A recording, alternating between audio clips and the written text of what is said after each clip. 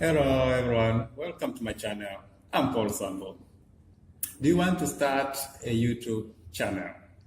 If the answer is yes, today I'm going to give you the 4 tips that will help you to come up or find a good channel name. Number 1, make sure that your name is short. The shorter, the better. Shorter names are easy to remember and are memorable.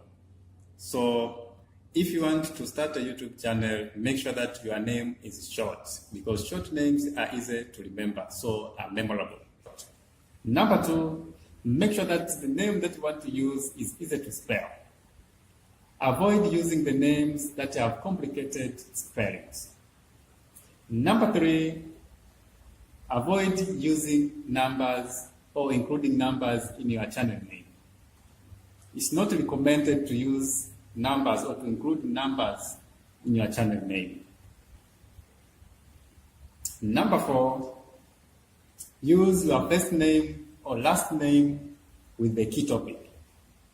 For example, if you want to specialize on travel, you can name your channel this way: Jane Travel, or Travel with Jane.